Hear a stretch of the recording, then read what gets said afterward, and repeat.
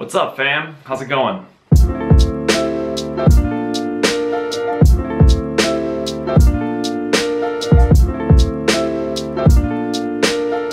The 2017 cyclocross season in the Bay Area is finally here. Okay, full disclosure, it actually started probably a month ago, maybe 6 weeks ago, but I started racing about 3 weeks ago, which is rad.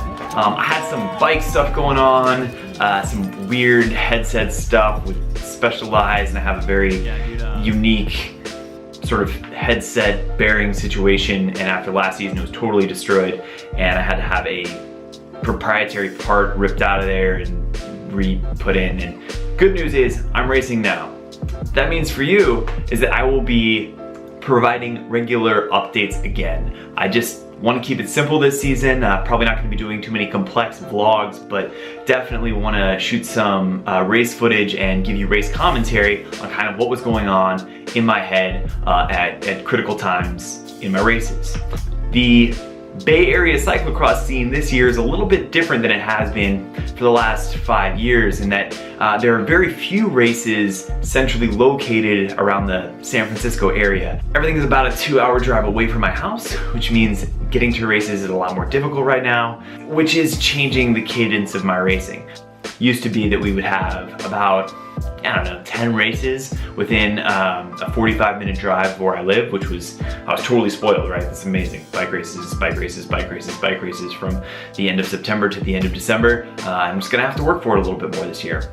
Anyways, today we are going to talk about the first of the Sacramento Cyclocross Series races. I raced the single speed Bs. It was a crazy week. There were these terrible, terrible fires in the North Bay, creating awful air quality. So I did most of my riding inside that week, which is probably a good thing. I wasn't spending a bunch of excess hours out on the road on my bike, instead kind of having drilled in dialed workouts, getting on, getting off, and keeping my riding to mostly under an hour per session all week. Anyways, got out there anticipating that it was going to be much better air quality. When I got there, there was such a thick haze that I couldn't actually see all the way across the course from the start line, which is pretty intense. The course itself was really straightforward, a big power course, which should have been good for me.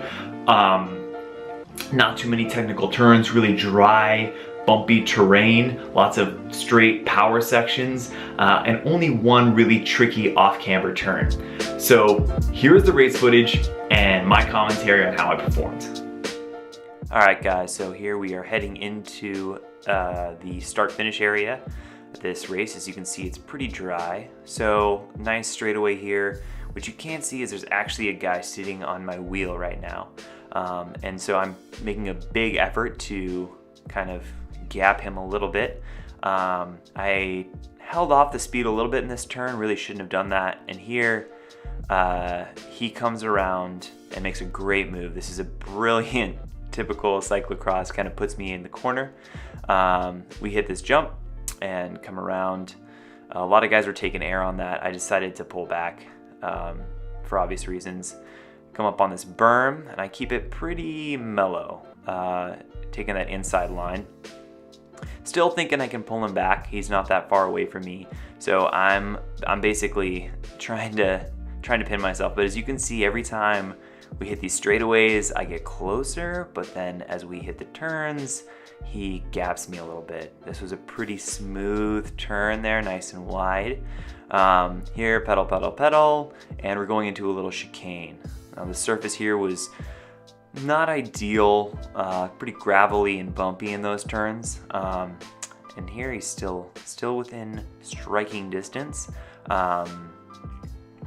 These turns here, again, you could pedal through them, which I should have done. And right here, I kind of get tricked up. I take this way too wide and I lose all my speed.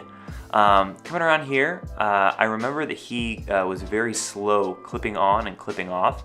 So I clip out and get on my bike as fast as I possibly can. See, I'm already back on my bike before he is, which means I'm already kind of accelerating back up to him.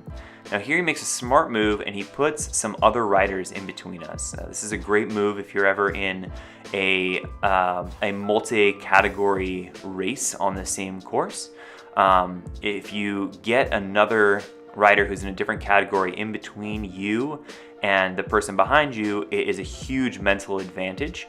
And that person, becomes an obstacle for the guy behind you, in this case me, to pass. So here I come to make a move around this guy, yell out, "I'm not in your race," but he cuts me off in that turn, which is a little frustrating, but I can still see, again, that guy is just one bike length ahead, less than 2 seconds, and that's definitely doable at this stage. So here, this section was really bumpy. It was hard to maintain speed. There's a hard right-hand turn up here that I kept messing up here. Get around this guy, finally. And that's my guy right there. And that would be, by the way, a podium position, I think. So I was pretty hungry. In my head, it was a podium position. Here, this was really loose gravel, so I kept having a hard time maintaining momentum through there. Nice straight power section here. You can tell I'm really hauling, putting everything I have into that, and then a nice hill, and I can see my guy. He's still up there. Coming up this hill, and shockingly, this guy gaps me, which is really devastating for my ego because these are the places where I usually make up all my speed.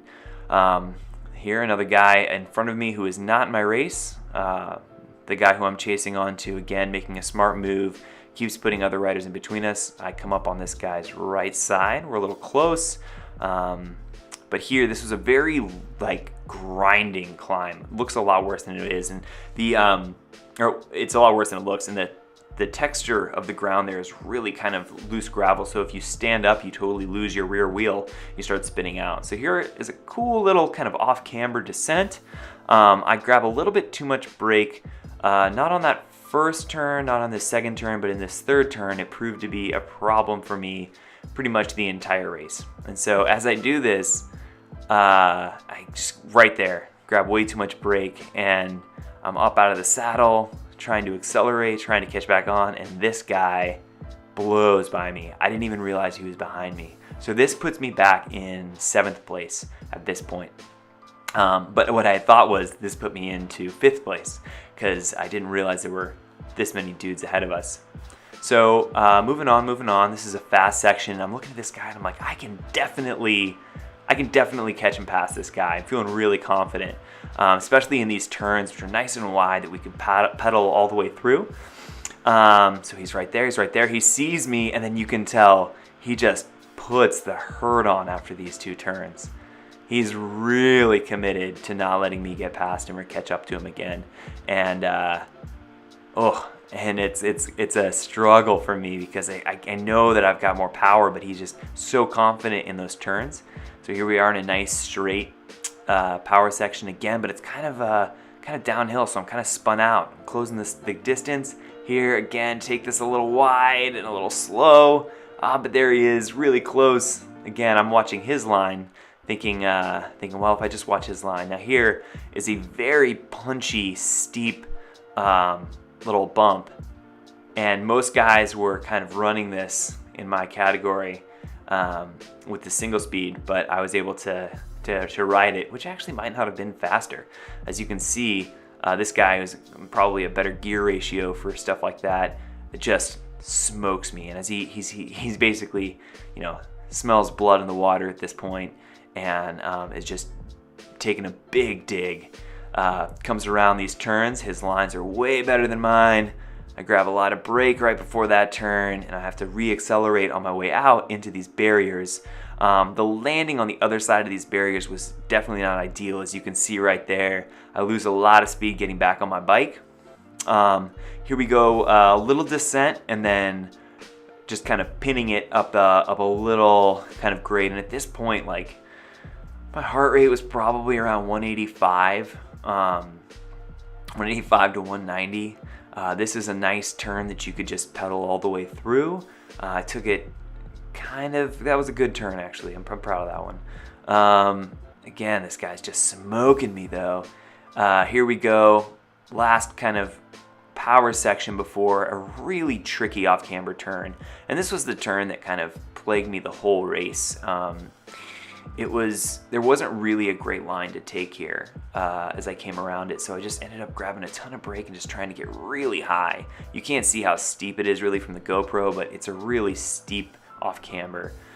Came around here, you might recognize this from the start finish, this nice little berm, carrying a lot of speed, coming through, all power, all power, all power.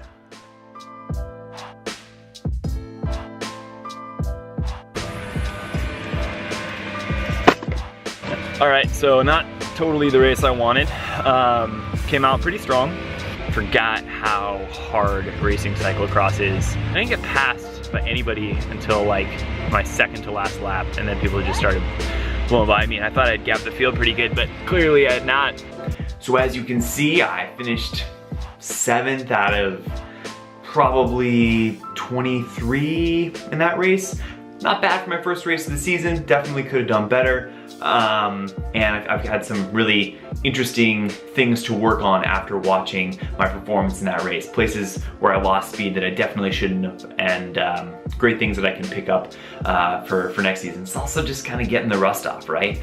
Expect more of these race commentary vlogs, and yeah, until next time, keep the rubber side down and take care of yourselves.